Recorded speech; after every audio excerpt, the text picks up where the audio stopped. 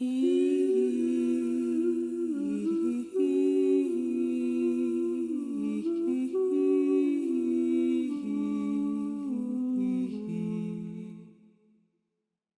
it feel like you're in between worlds, where there's a chapter that's ready to close, maybe with some dilemmas that are unsolved, yet you're really feeling an impulse to something different, a change in direction?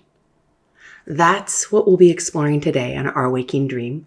Thank you for being here. I am your host, Coco Swanson. I'm a strategist, educator, mentor. I bring the esoteric down to earth. I do so each week on this show. This is an embodied astrology show. Over on my other channel, it's a YouTube channel, Coco Swanson, I'm dropping notes from the field each week.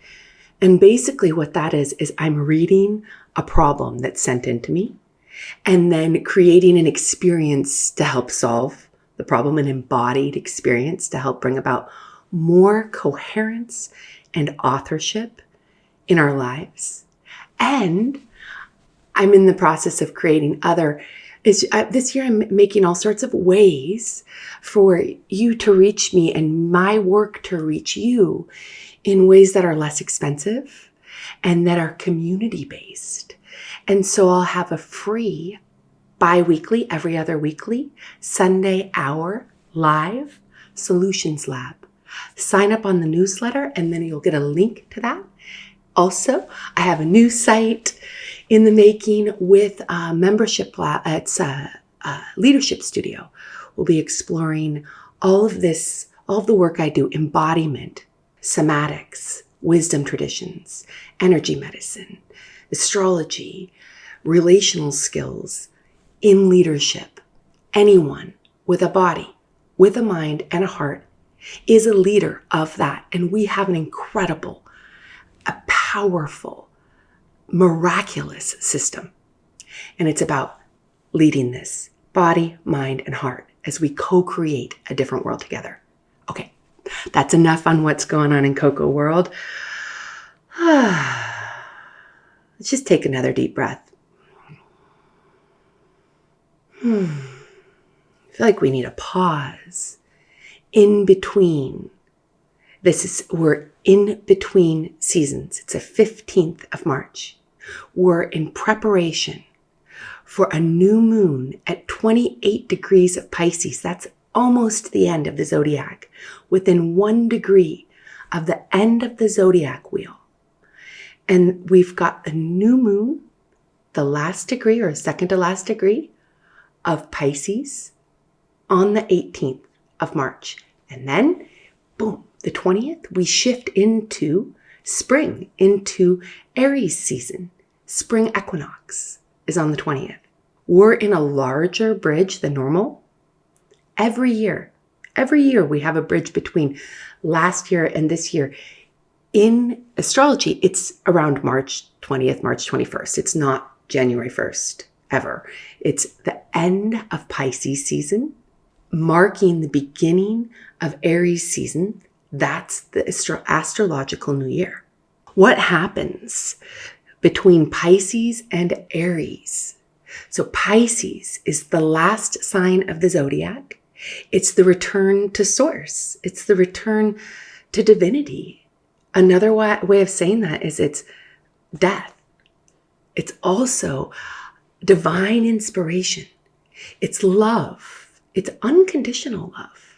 Because as we dissemble the form, either a thought form, a relationship form, any form, as we dissemble it, we come back into formlessness, back into spirit, back into source. And we need that full exhale, that full return to source in order to have a super fresh spring. What would happen in the forest if the trees hadn't dropped their leaves and if the ground hadn't eaten them? And in that process, all these new nutrients are released for the reformation of substance into new life. Happens every year.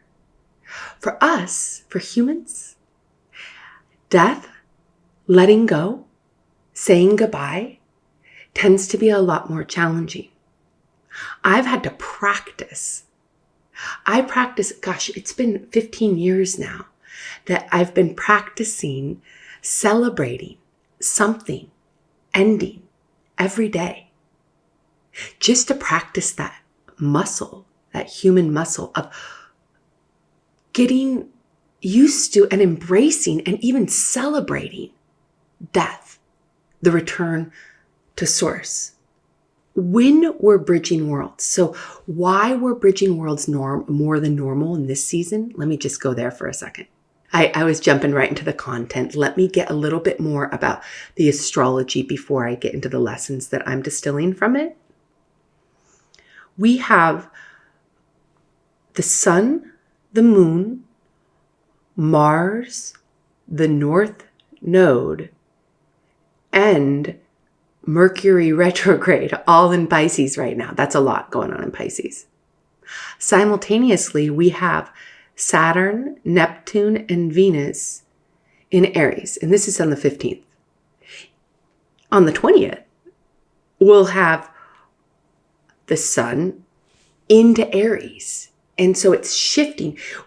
When we have more than the sun and the moon moving, if we have other planets, especially heavy-hitting outer planets, are oftentimes considered more heavy-hitting. They have more gravitational pull in our psyche. So when we have Saturn and Neptune having just moved into Aries, then we have Venus and we have Mars and we have Mercury and the North Node, all within this bridge of the end of the zodiac and the beginning of the zodiac.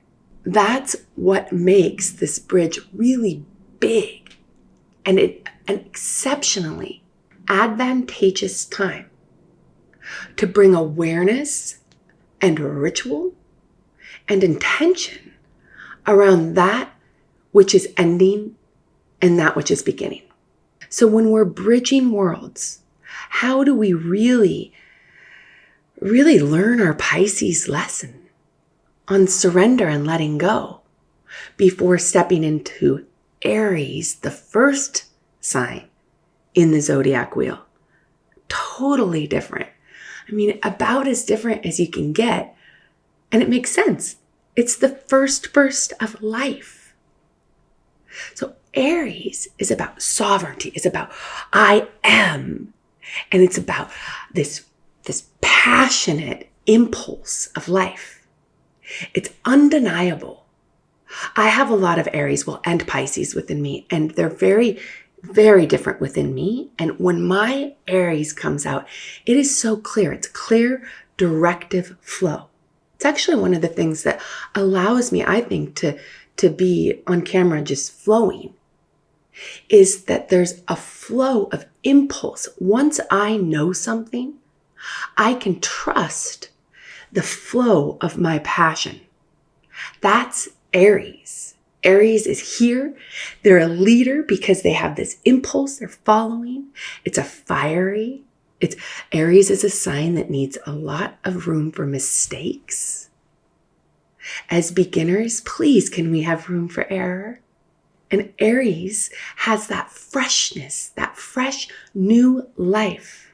But how many mistakes can we be allowed to make if we're brand new?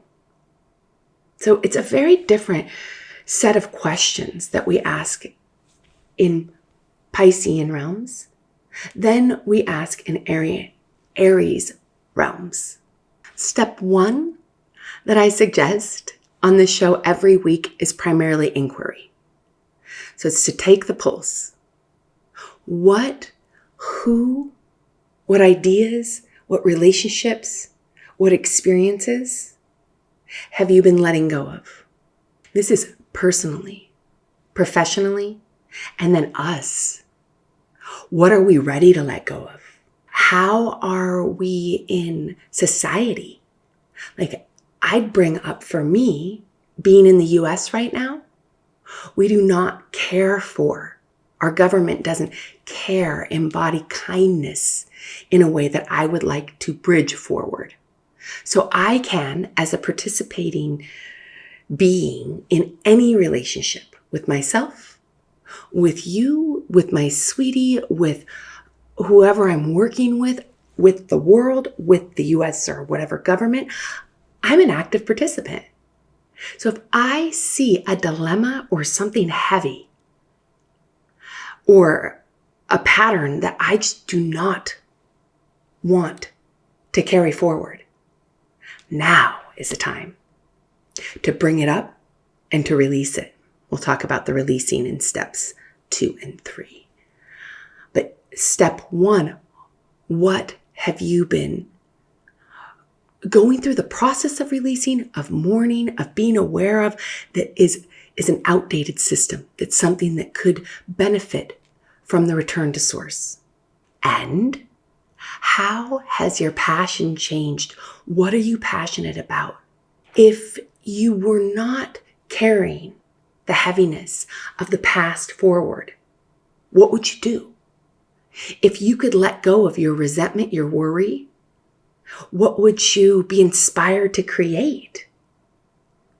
Really look at your authentic impulse, like what your will, what your drive is driving towards, and trust it. And it might be changing gears. Maybe you were really focused on family life and you're shifting into activism.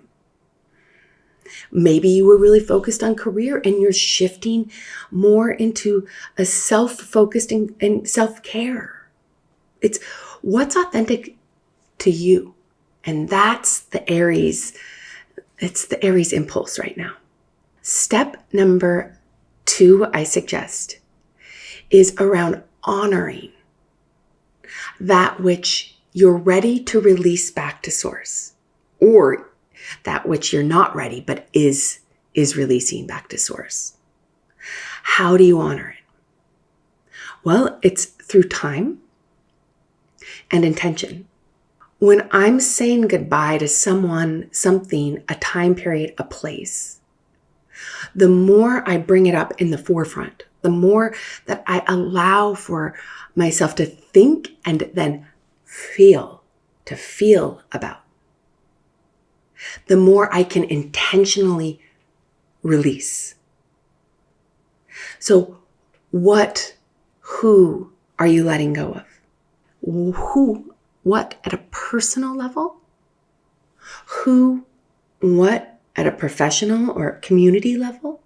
And what governmental systems or patterns that we have collectively could use a full return to source, a refresh, like as big of a reset as you can get. And whatever that is, allow yourself to be. I'd say the more time, the better. The more breaths, the more feelings, the more you can honor and exhale. And that exhale, it can happen literally with a breath. So it's obviously exhales happen with breath, but you can exhale like an entire reality through your breath, is what I'm trying to say. So we bring up a relationship, an idea, something that is ready to be released, that you would love a refresh on. Meaning we really can do this all together with government. Say, no. I'm going to exhale any government system in which we're not looking out for everyone that's within the system. I am exhaling that. And since I am part of that system, I'm going to get all bossy. Aries is pretty bossy, by the way. And say, no, you follow it. So I exhale it. And then that'll bring me to practice number 3. But let me make sure you really get this exhale. You're bringing up anything that feels gross, that feels heavy, that feels outdated, archaic, blah, anything, or that feels sad, confusing, and a big dilemma. You bring it up in your mind. You bring it up in your emotions. And then you literally, I exhale this back to source. And then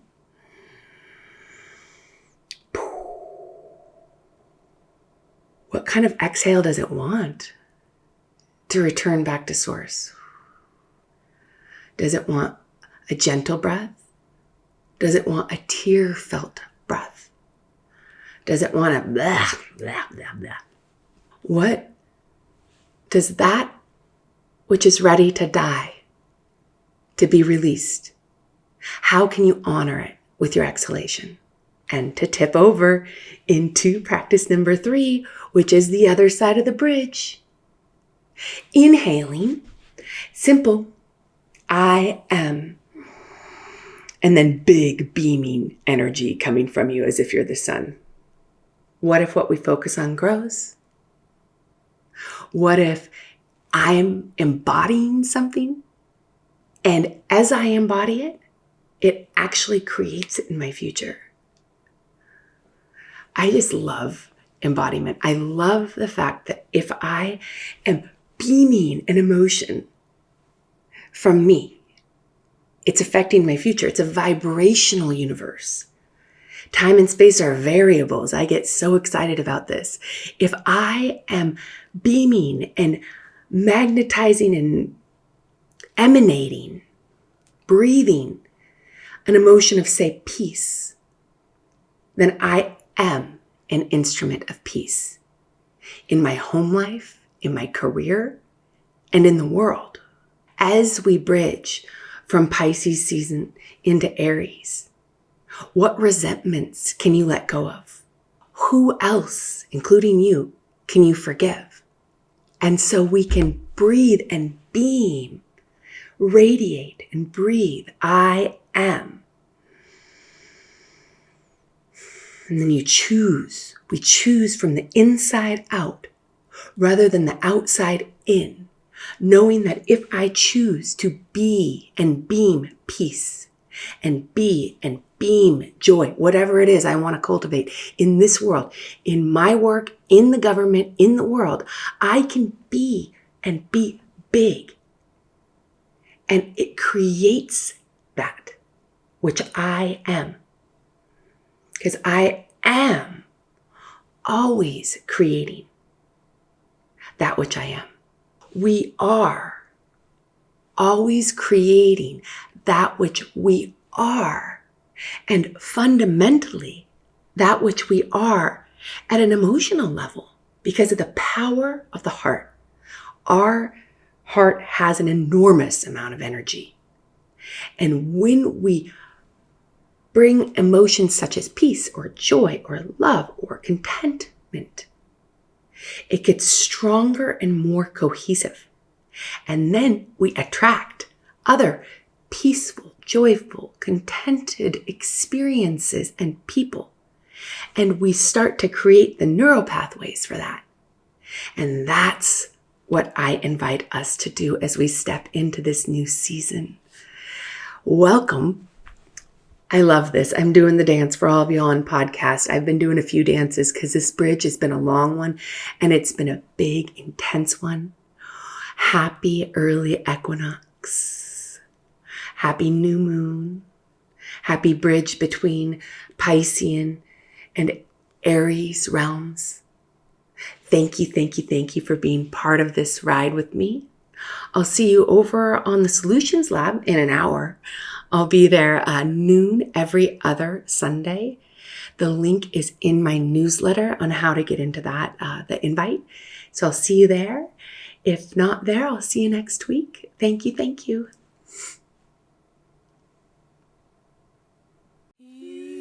Thank you for being a part of our community here at Our Waking Dream. Please make sure to like, subscribe, and share.